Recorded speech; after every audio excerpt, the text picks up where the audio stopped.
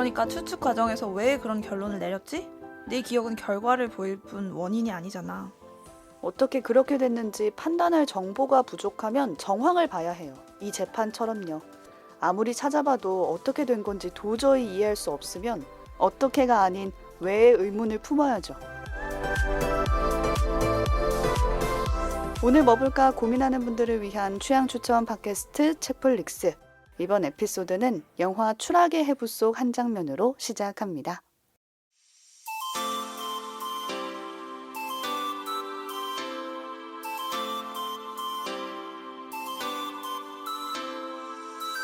안녕하세요, 책디입니다. 오늘도 책플릭스 함께 만드는 두 분 나와 계세요. 안녕하세요. 오지랖 넓은 오지입니다. 이것저것 덕질하는 덕비입니다. 네, 일단 저는 오프닝 보고 그 소년의 시간이 떠오를 수밖에 없는 것 같아요. 그니까 왜 그러는 거야? 그러니까 이거 오지 작품이었거든요, 소개한. 네. 근데 그때 10대 소년이 소녀를 왜 죽였는가, 어떻게가 아니라 왜에 집중한 작품이다, 막 이런 얘기를 했었거든요. 오, 생각도 안 했는데 그랬네요. 그니까.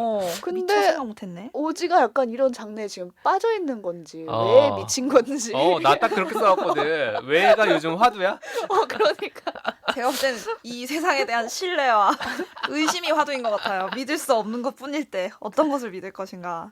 아무튼 이어서 얘기를 해보자면 오늘 제가 가져온 영화 추락의 해부 무려 황금 종려상 수상작이죠. 그렇습니다. 네. 아마 우리 본인님이 지적 허영심을 추구하신다면 만족할 만한 작품일 수도 있을 것 같은데 기본적으로 제목도 심오하잖아요. 오프닝도 심오하고 이 영화 무언가 숨겨진 거를 보기 위해서 낱낱이 까발려서 들여다보려고 하기 때문에 해부라는 해부. 용어를 썼을 것 같아요. 그래서 이 하나의 사건, 추락이라는 하나의 사건을 어떤 방식으로 해부하고 왜 해부하는지 우린 또 그걸 왜 봐야 되는지 이 오프닝 같은 경우는 영화에서 치열한 법정 다툼 한가운데서 나오는 장면이거든요. 그래서 제 생각에는 오늘 들으면서 이 영화가 얘기하고자 하는 거에 인사이트들을 제가 알차게 모아서 정리를 해드리려고 합니다. 이게 칸 영화제라는 점도 그렇고 추락을 해부한다는 점도 그렇고 사실 헤어질 결심 생각이 저는 이미지만 봤을 때 많이 났었거든요. 근데 이제 결이 완전히 다른 영화다. 완전히 다른 영화라는 생각이 좀 들긴 하더라고요. 전 기대가 되는 게 오지 원고를 슬쩍 봤는데 오늘 아주 빽빽하게 손글씨 써왔거든요. 난 아주 공포감이 들어 지금. 난장판, 편집을 어떻게 해야 제가 필기체. 잘 해볼게요. 네. 제가 다음에는 타이핑으로 하겠다는 결심을 하며 지금 원고를 처음으로 이렇게 써왔네요. 네, 기대를 가지고 그럼 지금부터 오지가 준비한 추락의 해부 소개해 주실까요? 네, 이 영화 그 주스틴 트리에 감독의 2023년 작이고요. 국내에서는 이제 2024년 초에 개봉을 했는데 아무래도 칸 영화제 수상 이후에 좀 더 이렇게 화제가 됐던 것도 같아요. 줄거리부터 좀 소개를 해볼게요. 영화의 시작에 이제 눈이 잔뜩 내린 한겨울에 한 오두막집이 있어요. 그 오두막에서 갑작스럽게 한 남자의 추락 사망 사건이 발생합니다. 아, 오두막에서 떨어진 거예요? 네, 떨어져서 사망한 채로 발견이 돼요. 근데 아무래도 이게 산속에 있는 오두막이다 보니까 주변에 사람이 많이 없고 이 남자와 같이 사는 가족들만이 유일한 목격자가 됩니다. 이 가족 구성은 어떻게 되냐면 아내인 산드라가 있고 이 둘 사이에는 아들 다니엘이 있어요. 그리고 다니엘이 사랑하는 강아지 수눕 이렇게 강아지 한 마리까지 네 식구가 살고 있는데 무려 영화제까지 초청받았던 그 강아지. 그중 이름이 스눕이라서 스눕독이라는 그 강아지. 근데 이 강아지가 왜 있냐면 사실 이 다니엘은 시각장애를 갖고 있어서 앞을 보지 못하는 아이예요. 네. 그래서 이 스눕이 굉장히 영리하고 이 아이의 안내견 역할을 하면서 함께 살고 있었거든요. 근데 이 사건이 벌어졌을 때 유일한 목격자가 이 셋이라고 하면 여러분이 아마 수사를 하는 입장을 생각해보면 어떤 광경이 펼쳐지겠어요? 골치가 일단 아프겠죠? 그리고 약간 아내부터 의심하지 않을까요? 그쵸? 뭔가 자녀하고 이미 장애를 가지고 있고 그렇죠. 자녀는 그리고 강아지니까 또 이 진술이랄 게 눈이 안 보이는 아이와 말을 못하는 개한테 그러니까. 의존해서 예를 들면 이 아내를 용의선상에 올려놓고 무언가를 밝힌다. 생각부터 골치가 아픈데 이 한 가지의 추락 사건 사고를 둘러싸고 과거에 어떤 일이 일어났었는지를 쫓아가는 장르라고 하려면 범죄, 법정, 가족, 스릴러 드라마라고 할까요? 그래서 이 여러 가지 요소들이 녹아있는 흥미로운 작품입니다. 맞아요. 어떤 서사의 기승전결이 있다기보다는 이 사건을 둘러싼 여러 가지 시각을 이제 비교 분석해보는 게 영화의 줄거리인데요. 들을수록 소년의 시간이네. 그러네. 저도 지금 계속 약간 겹쳐. 제가 생각한 이제 두 가지 흥미로운 지점을 오늘 좀 소개를 해보려고 해요. 첫 번째는 내용적 측면에서의 흥미로움을 먼저 얘기해보면 사실 여러분이 그 아내인 산드라라고 생각을 해보면 사랑하는 남편을 잃은 것도 너무 슬픈데 그치. 동시에 내가 가장 유력한 그래. 용의자가 되는 거예요. 음. 그래서 당장 용의선상에 오르고 근데 그게 어떻게 보면 수사 당국의 입장에서는 논리적인 결과일 수도 있잖아요. 이 정황을 볼 때. 그러니까 실족사가 아니라면 유일한 사실 음. 어떻게 보면 용의자인 거지. 경찰은 이제 이 남자가 사고로 자기가 발을 헛디뎌서 몇 층에서 추락을 했는지 혹은 누군가가 밀었는지 마지막으로는 혹시 스스로 몸을 투신한 것은 아닌지 이 가능성들을 두고 수사를 시작합니다. 당연히 산드라도 자기가 용의자가 됐다라고 한다면 변호사를 선임했겠죠? 그래서 이 친분이 있는 어떤 친한 변호사가 있어요. 뱅상이라는 인물인데 이 변호사를 선임하고 본격적으로 이제 형사 재판에도 임하게 됩니다. 그래서 이 사건이 벌어진 이후의 스토리는 그 재판장에서 이 여자를 살인 용의자로 몰아세우는 검사도 있을 것이고 그 다음에 계속해서 이제 증거를 요구하고 논증을 요구하는 판사도 있을 것이고 또 이 산드라가 유명한 작가예요. 그래서 심지어는 이 사건은 미디어의 관심도 굉장히 엄청 많이 많아요. 받게 됩니다. 그래서 여론에서도 이 사건을 둘러싸고 여러 가지 이제 목소리가 나오면서 이 영화의 후반부는 이 사건을 둘러싼 팽팽한 긴장 관계가 이어집니다. 검찰은 사고사는 일단 아니라는 뭔가 증거들이 나와서 이게 타살이냐 자살이냐가 이제 법정 공방의 주요 쟁점이 되거든요. 그래서 산드라의 입장에서는 자기는 남편을 죽이지 않았다. 그렇기 때문에 남편이 자살을 했을 것이라는 걸 입증해야 되는 상황이 돼버린 그것도 거예요. 속상해요. 여러모로 정말 힘든 상황이 아닐 수가 없는데 아들이랑 자기 애가 놓고 있잖아, 애가. 갔다고? 그러니까 평소에 이 남자랑 되게 사이가 좋았던 것처럼 그 영화에서는 이제 보여주는데 그럼에도 불구하고 이 사람 문제가 있었고 심리적으로 힘들었고 심리적으로. 자기의 자존감에 문제가 있었고 막 이런 걸 막 증명해야 되는 여러 가지 상황이 벌어지고 변호사는 변호사대로 친구이자 의뢰인인 이 산드라를 구하기 위해서 사실을 어떻게 하면 가장 산드라에게 유리하게 보여줄 수 있을까 막 이게 팽팽하게 보여집니다. 그래서 되게 흥미로운 거는 소위 입만 터는 게 아니라 이 추락을 둘러싸고 막 과학적인 검증도 해보고 그 살인 현장에서 마네킹이나 뭐 사운드 장치를 하거나 여러 가지 실험 장치를 통해서 이 진술이 어느 정도 신빙성이 있는지 또 이게 물리적으로 가능한지 이런 거를 여러 전문가가 검증을 하려고 시도하기도 하고요. 그건 좀 재밌더라고. 그걸 보고 있는 건. 그 과정이 여느 법정물이랑 좀 다른 것 같아요. 여느 맞아요. 법정물에서는 논증이 주를 이루잖아요. 여기는 문이과 고를 만족할 수 있는 수사가 맞아. 벌어져요. 어떤 3층에서 떨어졌을 때 핏방울이 이렇게 튈 수 있다, 튀는지, 없다. 혹은 이렇게 떨어져도 가능하다. 뭐 이런 거, 그런 거부터 해가지고 남편이 평소에 다니던 뭐 정신과 의사가 나와서 진술을 한다. 약 처방 상황을 뭐 진술하기도 하고 그 사건 직전에 있었던 방문객인 대학원생을 불러가지고 너 느낌 어땠냐 이런 거를 막 물어보기도 하고 어떻게 보면 이 법정과 이 수사기관은 최선을 다해서 이 사건을 파헤치려고 하기는 해요. 이게 뭔가 누가 절대 이게 음모가 있다거나 이런 상황은 아니에요. 그래서 이 사건이 결국 이제 어떤 절정을 향해서 달려가는데 결말부에 이 사건의 결국 쟁점은 산드라가 이 남자를 과연 죽였을까? 그러게요. 자살일까? 우리 보는 사람으로 하여금 그것도 이렇게 중요한 영화의 질문이잖아요. 이제 어떠한 방식으로든지 하여튼 결론이 지어지긴 해요. 결론이 지어지긴 하는데 이 영화를 쫓아가면서 이 영화가 어떤 인물이 선이고 어떤 인물이 악이다. 이 선악 구도 혹은 피해와 가해의 구도를 단정하면서 이렇게 몰아가지는 않아요. 그러니까 그저 그 사건을 둘러싼 여러 측면과 진술들을 계속 그냥 보여줘요. 이 영화를 보는 사람들이 계속 새로 등장하는 단서들을 가지고 스스로 이거를 좀 한번 판단해 보도록 유도하고 있거든요. 그래서 더욱 영화가 평면적이지 않고 입체적이라는 느낌을 줍니다. 그래서 이 작품은 우리가 다 알 수 없는 어떤 과거의 한 사건을 둘러싸고 뭐가 진실일까? 계속 의심과 반박 그리고 그 과정에서 우리도 계속 생각이 바뀌는 거예요. 처음엔 좀 의심되기도 해. 나 아닌 것 같아. 근데 또 어떤 사건이 나오면 그럼 빼박 그치. 이거네. 부부싸움 되게 세게 계속 했던데. 이게 엎치락 뒤치락 되면서 우리도 그 진실이 무엇일까에 대해서 무엇도 이게 함부로 믿을 수 없는 일들이 벌어집니다. 그래서 이 영화는 중요한 주제로서 이 진실과 의심, 어떤 진실을 구성하는 여러 가지 요소들에 대한 질문을 묵직하게 던지고 있는데 뭐 이렇게까지 묵직할 필요는 없지만 우리가 평소에 좀 모든 세상의 진실을 다 알 수 없는 입장에서 그렇죠.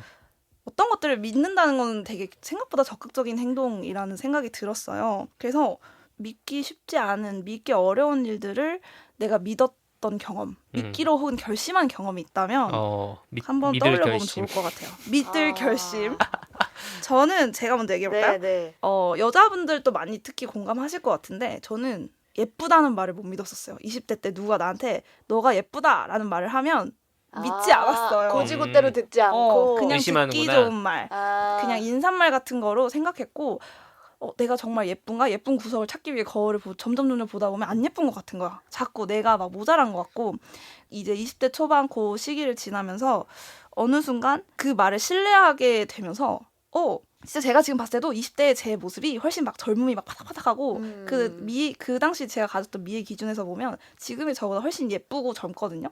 근데 그때는 예쁘다는 걸 생각을 안 했는데 저는 지금 오히려 제가 예쁘다는 말 믿을 수 있거든요. 그러니까 주변에 이제 끊임없는 이제 가스라이팅. 애정 어린 사람들의 말과 너 예뻐. 진심 어린 그 칭찬과 그걸 이제 신뢰하고 나서는 제가 그 20대 때 가졌던 미의 기준으로 지금 보면 막 살도 10kg 더 넘게 찌고 그때보다 더 늙었고 10살 넘게 아마 낙제점일 거예요. 근데 저는 가끔 진짜로 제가 예쁜 것 같거든요.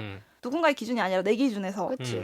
그러면서 그 나의 예쁜 구석을 자꾸 찾으려고 하고 나니까 이제 이 외모에 대한 그게 훨씬 더 편해지더라고요. 근데 이건 사실 제가 선택한 진실이거든요. 내가 예쁜지 예쁘지 않은지는 그렇지. 이건 사실관계는 아니잖아. 세상에 뭔가 존재하는 진리 같은 게 아니잖아요. 난 이런 적극적으로 스스로 구성한 진실들이 있는지 궁금했어요. 죽였어 안 죽였어의 그런 사실 같은 건 아닌 거지. 사실과는 조금 다른 내가 적극적으로 믿음으로써 생긴 부분들이 있는지. 저희 아버지가 최근에 좀 크게 아프신 일이 있어가지고 술, 담배를 끊어야 되는 상황에 오셨거든요. 근데 이제 끊지 않으면 재발한다라는 위험 선고까지 받아서 그래서 아버지가 평생 해왔던 술, 담배를 끊기로 했어요. 믿어야지. 근데 그거를 내가 믿을 것인가? 아씨 뭐야. 아버지가 약속을 지킬 거라는.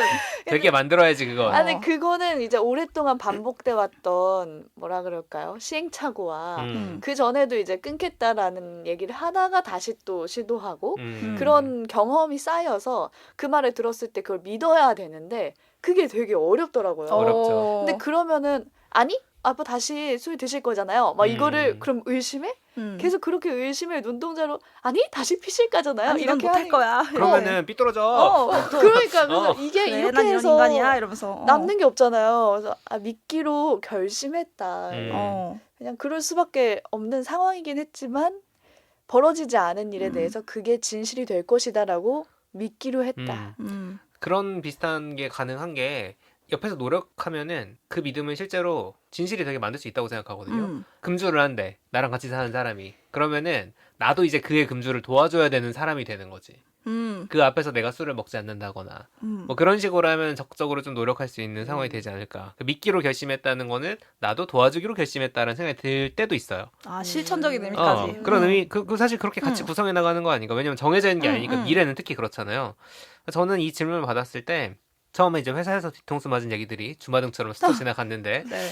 제끼고 요즘 같은 시국에서는 정치인들의 말 아닐까 싶어요. 믿어보기로 한다. 진짜 내가 결심하지 않으면 하기 그럼 어려운 진짜 일이야. 쉽지 않아. 결심을 했어요? 나 아직 아니, 못했는데. 이게 잘해보겠다고들 하잖아요. 어쨌든 누구를 찍든지 간에. 근데 이제 제가 이 생각을 하나 떠오른 게 뭐였냐면 이 질문 자체가 믿기 어려운데 믿기로 결심했다. 잖아요. 그럼 왜 정치인들을 우리가 믿기 어렵다고 했을 때 왜 믿기 어렵다고 생각을 할까? 그거는 과거의 경험이 있기 때문이잖아. 맞아요. 예전에 한번 뒤통수 맞아본 경험이 있죠. 그러니까 뭔 말을 하면 지킬 거야라고 믿는 게 아니라 저거 그냥 표 받으려고 이번에만 그러는 거잖아 라는 식으로 우리는 생각을 하기가 쉽잖아. 그러니까 그 역사를 봐왔기 때문에 그런 건데 거꾸로 잘 알기 때문에 믿어지는 말도 있더라고요. 그러니까 뭔 말이냐면 저 사람을 의심하든 의심하지 않든 그거는 내 과거의 경험이 필요한 거야. 그래가지고 나는 사람에 대해서 뭔가를 쌓아가는 게 믿음과 되게 큰 관련이 있는 것 같아요. 제가 저렇게까지 말하다니 이건 이런 있겠지. 거 아닐까? 있겠지. 그래서 오죽하면. 원래라면은 나 같으면 안 믿었을 것도 누가 말하냐에 따라서 믿기기도 하더라고. 오지도 그런 거 아닐까요? 예쁘다라는 말을 아무나 하는 게 아니라 그치, 신뢰가는 그치. 사람이 그치. 있을 때 오래 나를 보고 나의 진짜 모습을 아는 맞아요. 사람들이. 근데 그것만 봐도 사실이 아닌 거잖아요. 그러니까 같은 얘기도 어떤 나와의 관계나 그렇지. 어떤 그 다음에 상황에 따라서 재구성될 수 있다는 생각을 보면 이 진실이란 게 얼마나 나약하기도 하고 좀 새로운 느낌으로 다가오는데 이 작품 속에서 진실이 그러해요. 그러니까 이 사건이 실제로 어떤 일이 일어났느냐 실제로 알 수가 없죠. 시간이 이미 지났으니까. 이 법정 다툼에서도 최대한 가까이 가려고 노력하는 과정에서 우리는 서로 다른 선택들을 하는 건데 여기서 이제 오프닝과 관련된 내용들이 나옵니다. 특히 이 다니엘 어린 아이예요. 초등학생이에요. 이 아이의 시점에서는 이 상황이 굉장히 고통스러울 것 같아요. 일단 아버지의 상실 자체로도 되게 큰 상처를 받았을 건데 최초 발견도 다니엘이 하거든요. 그쵸. 그 산책 갔다 오는 와서. 길에 아버지의 이제 시신을 발견한 것도 다니엘인데 이 재판 과정에서 그래도 용감하게 재판에 참여하기로 결심했지만 서로 이제 법정 다툼을 하다 보면 흙탕물이 되기 마련입니다. 그죠. 지저분한 그리고 이제 사실들이 나옵니다. 딱 보면은 수사관들이 우리 엄마 의심하고 있고. 엄마가 내가 이제 어. 평생 정말 그 엄마라는 존재가 갑자기 부정당하는 거예요. 엄마는 어. 나쁜 사람이구나. 근데 우리는 다 복합적인 인간이기 때문에 우리도 잘못하는 부분들이 있을 텐데 이 법정에서 적나라하게 어머니의 어떤 과오들, 잘못들 또 나아가서 부모님 관계의 어떤 갈등 관계들 같은 게 여러 이제 증거로서 등장을 하게 됩니다. 아이의 입장에선 사실 그쵸. 엄마에 대한 부정 또 부모님 관계에 대한 부정이 일어나면서 엄청 큰 상처와 이제 혼돈 가운데서 이제 이 아이가 그럼에도 불구하고 결정적인 진술을 하기로 결심하게 됩니다. 그래서 그 진술의 과정에서 나왔던 것이 이제 오늘 오프닝에 나오는 말이에요. 그래서 이 아이가 진술을 준비하면서 되게 혼란스럽고 고민도 많이 해요. 이게 또 여러 가지 유혹도 있을 것 같아요. 엄마를 편들어주고 싶은 마음도 있을 거고 내가 유리하게 말 한마디 하면 예를 들면 엄마가 구해줄 수도 있고 그쵸. 반대로 엄마에게 일종의 배신감이나 어떤 충격을 느꼈을 때 그거에 또 반하는 말을 할 수도 있는 거고 이 아이는 지금 어떤 선택을 해야 할까? 근데 오프닝에 말하는 게 뭐냐면 정보가 부족할 때 그러니까 내가 진짜 그 진실의 실체를 다 온전히 알 수 없을 때 그럼 우리는 어떻게 할 것인가? 왜? 라는 질문에 집중하면서 최대한 가까이 가려고 노력을 해야 한다는 거죠. 그래서 재판이나 이런 수사같이 집단적일 때도 있지만 때로는 또 관계 속에서 개인적으로도 우리가 이제 각자의 진실을 좀 적극적으로 선택한다라는 생각이 들었어요. 그리고 그것을 신뢰하기로 결심하는 거죠. 맞아요. 그래서 진짜 그 사건의 실체, 소위 팩트가 보이지 않을 때는 우리는 어떻게 할까? 그래도 우리 나름대로 최선의 진실을 선택하기 위해서 또 최선의 노력을 또 기울일 책임이 있고요. 그 방법 가운데 한 가지가 이 왜라는 질문이 아닐까. 이 대사를 그럼 다니엘이 한 거였어요? 그렇습니다. 이 아이 정말 대단하죠. 똑똑한 친구입니다. 피아노도 잘 치고. 똘똘한 애예요. 그리고 생각도 깊고 이 가족 모두를 최선으로 생각하면서 이 진술을 선택하거든요. 그래서 왜라는 질문을 이 다니엘은 스스로에게 던졌고 그 결과가 그의 진술로 드러납니다. 그래서 그 영화의 이 뭐랄까 사실과 진실, 이 적극적으로 선택된 진실을 둘러싼 이 영화의 줄거리가 그런 방식으로 절정에 이른다고 저는 생각을 했거든요. 근데 여기서 이 작품이 더욱 한층 더 들어가는 지점이 있습니다.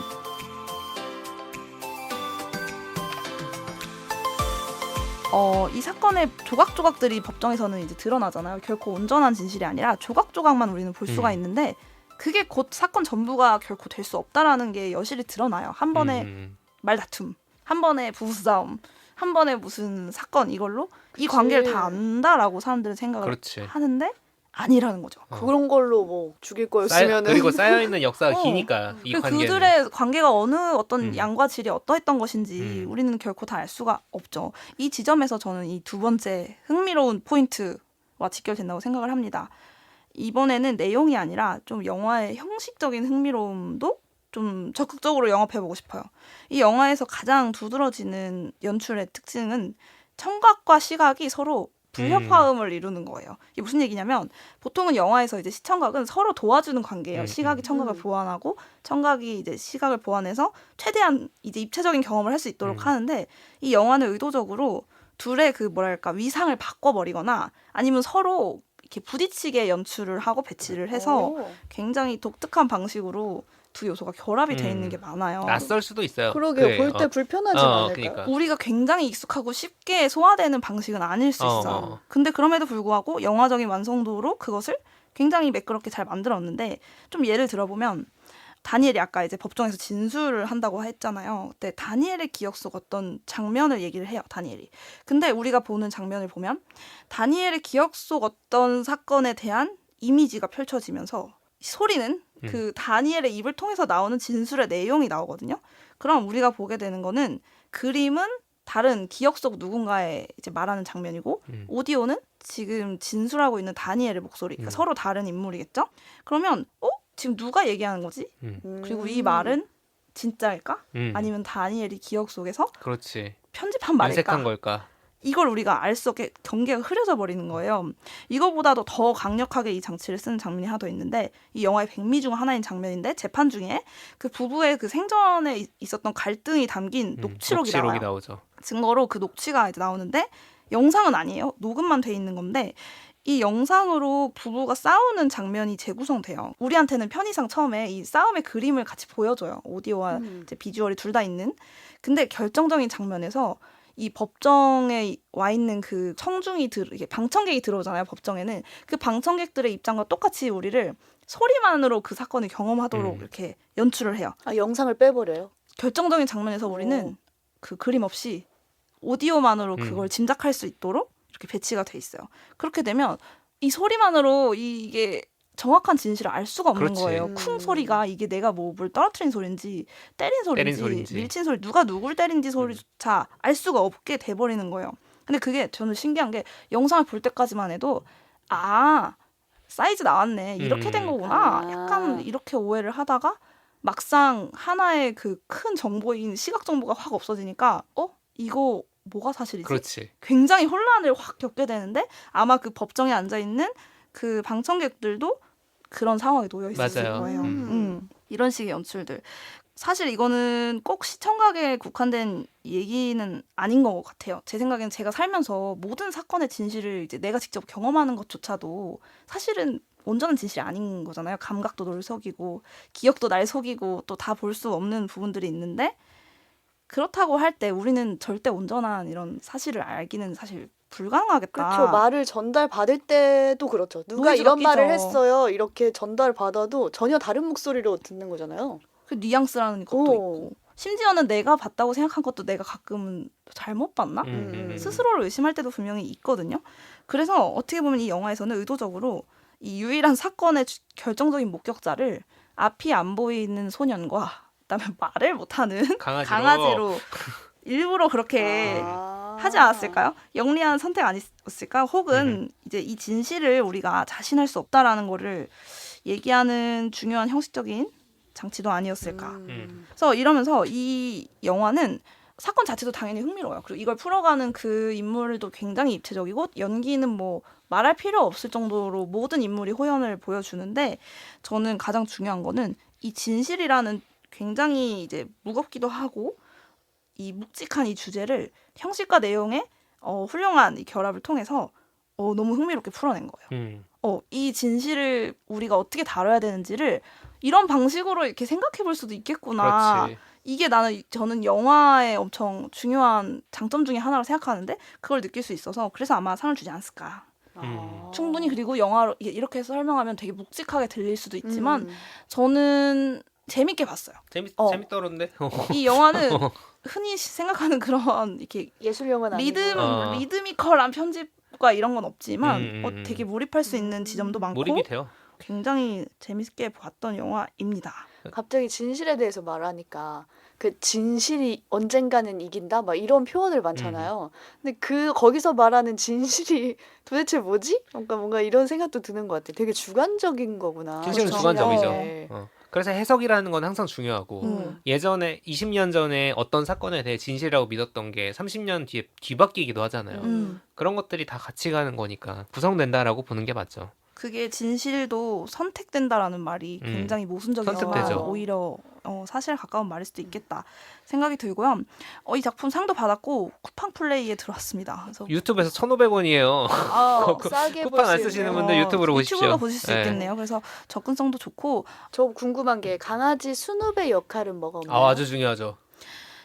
이 영화가 의도적으로 부분 순우의 시점과 어떤 그 입장에서 연출을 하기도 해요. 그러니까 이 강아지는 사실 모든 걸 보고 있지만 모든 걸 볼 수 없는 거나 마찬가지인 거예요. 말을 왜냐하면 못하잖아요. 이 진실을 내가 구성할 수 있는 지금 힘이 없기 때문에. 그치. 하지만 굉장히 적극적으로 막 겉것을 누비면서 얘가 많은 것들을 보고 듣는 존재이기도 해요.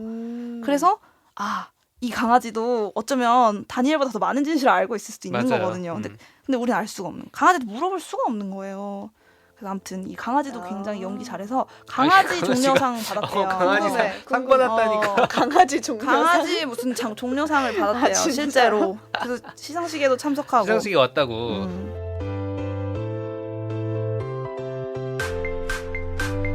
오늘 뭐 볼까 고민하는 분들을 위한 취향 추천 팟캐스트 책플릭스. 지금까지 영화 추락의 해부에 대한 얘기 나눠봤고요. 클로징 코너로 요즘 뭐 봤지는 제가 준비를 해왔는데 뭐 보셨나요? 원래는 디즈니 플러스의 하이퍼나이프를 소개하려고 했어요. 서경구박 저도 은비. 봤는데. 네, 그 8부작 스릴러 잘 봐서 소개를 하려고 했는데 사실 이것보다 요즘 더 집중해서 보고 있는 책이 있어서 바꿨습니다. 오. 네. 이것도 재밌으니까 보시고요. 하이퍼나이프도. 자, 요즘 가장 집중해서 보고 있는 책 임신, 출산, 육아 대백과라는 아이, 책이었어요. 아, 근데 이거를 왜 추천하냐? 왜 이게 어. 준비하는 분들이 있을 수 있어요. 아, 그렇죠, 그렇죠. 네, 이런 이게- 식으로 아니 근데 이게 요즘 뭐 봤지가 정말로 요즘 뭐 봤지네. 정말 요즘 요즘 정말 집중해서 보고 있는 책. 이걸 지금 왜 봤나 싶을 정도로 유용한 정보들이 꽉 아. 담겨져 있어가지고 오히려 좀 더 초기부터 빨리 더 볼 봤을 걸. 거. 초기에 준비하는 분들이 봤으면 좋겠다 음. 해가지고 이걸 가지고 왔거든요. 여러분 몇 개 뛰어넘으신 분들 책리가 좋은 소식이 있습니다. 네, 네, 왜 예전에 괜히 본 게 얘기했지만, 아니에요. 어. 뜬금없이. 네, 근데 네. 하이퍼나이프는 보셨어요? 아니 손에 지금 별걸 다 봤어. 온도차가 너무 심한데? 점작상 최애아이도 보신 아, 분이에요. 네, 여러 가지 다 보고 있습니다. 네. 근데 몰라서 불안한 게 굉장히 임신 시기에 크거든요. 그걸 다 알려주는 책이어서 꼭 추천을 해드리고 3가지 추천 이유를 꼽아왔어요. 첫 번째, 꾸준히 개정돼서 나온다. 아. 이게 2006년이 중요하지. 초판인데 업데이트. 18번 개정이 됐어요. 어. 그래서 개정될 때마다 전문의들이 한번 검수를 쑥 한다고 최신 하더라고요. 정보로. 네. 그리고 매번 이런 임신 육아 정보를 치면 유튜브에 가장 많이 나오는 게 2025년 임신하면 뭐 챙겨야 될 것, 챙길 아, 혜택 이 그치, 책이 나와요? 그치, 그치. 이런 게 다 정리돼 있는데 그거는 산발적이에요 정보가. 그래서 혜택만 알면 뭐야? 그럼 어디서 신청하고 그렇지, 그렇지. 한 얼마 방에. 내가 해당해? 막 이런 걸 다 그치, 찾아봐야 그치. 되거든요. 근데 이 책에 모든 게 다 나와 있어요. 아, 살 뻔했어. 영업을 잘하네. 임신 초기, 중기, 후기 나라에 신청하는 거, 보건소에서 무료로 지금 해주고 있는 거, 출산 후에는 나라에서 또 무엇을 해주는지 정리가 되어 있고 심지어 공공 육아용품 대여 서비스 사이트까지 정리되어 있어요. 와우. 되게 최신 정보가 들어있다는 그 느낌 팍팍 드네요. 그럼 이거 하나하나 찾아보려면 시간이고 힘들거든요. 그치. 그래서 여러분이 찾아보시기 전에 그냥 이 책 사는 게 낫겠다라는 아. 생각이 들었고. 출판사 연락 주세요. 네. 두 번째는 수많은 선택의 늪에서 산모들을 구원해준다. 아. 왜냐면 항상 산모들이 고민하는 게 있어요. 자연분만 할 거냐, 어. 제왕절개 할 거냐, 모유할 거냐, 분유할 어. 거냐. 어. 뭐 진짜 별거 아닌데 너무 뭐가 힘들 것 먹으면 같아. 좋고 뭘 먹으면 안 좋고 뭘 먹으면 어. 안 되고 검사는 뭘 하고 뭔 하면 안 해도 되고 어. 뭐 이런 거 있잖아요. 엄마는 이렇게 말하고 예를 들면 그러니까요. 시어머니는 이렇게 말하고 아. 친구는 이렇게 말하고 이러면 누구 말 들을 거야? 그거 다 경험치에서 나온 거기 그렇지. 때문에 객관적인 정보가 필요하단 말이에요. 여기에 다 나와 있습니다. 그래서 어떤 게 좋고 나쁘다기보다는 객관적인 정보를 보고 고를 수 있다. 내가 고를 수 있기 때문에 추천한다. 어. 그리고 마지막으로 이거 잡지 같은 형식이에요. 크기가 A4보다 훨씬 커요. 아, 진짜 대백과 대백과네. 느낌이야. 진짜 음. 미용실에서 보는 그런 잡지 어. 크기고 겉에가 코팅지로 감싸져 있어서 진짜 미용실에서 잡지 보듯이 심심할 때 이렇게 쑥쑥 아. 넘기기도 좋고 그리고 글 배열 자체가 세로 문단이 3개예요. 진짜 잡지네. 진짜 인터뷰 형식으로 질문은 검은 글씨, 답변은 얇은 글씨 해가지고 쑥쑥 보기가 너무 좋아요. 그래서 여러분이 내 돈 내산 맞죠? 굉장히 지금 내 돈 영업으로- 내산이에요. 나 지금 이거 비쌌단 말이에요. 한 17,000원. 어. 아니 얼마 기억도 근데 안 난다. 책프릭스가 벌써 6년인가요? 6년째죠. 네. 이렇게 이런 책을 소개하고 있다니. 그렇지. 제가 결혼한 지 6년이 됐어요. 감개무량하네요. 세월이 많이 흘렀네요. 그 사이에 네. 오지는 결혼을 하고. 그러니까요. 많은 일들이 정말. 있었습니다. 네, 도움 되신 필요하신 분들. 분들 음. 나중에 오지도 챙겨 보셨으면 아, 그러게요. 네. 나중에 제가 꼭. 물려드리고 그 해의 버전으로 어. 사야지. 아, 근데. 그럼요. 개정판 사야지. 나오지. 개정판 어. 사야겠네. 네, 오늘 준비한 얘기는 여기까지고요. 방송 들으시면서 떠오른 생각이나 다른 추천 작품 있으시면요. 댓글로 남겨주시면 되겠습니다. 저는 다음 주에 새로운 에피소드로 돌아올게요. 고맙습니다. 감사합니다.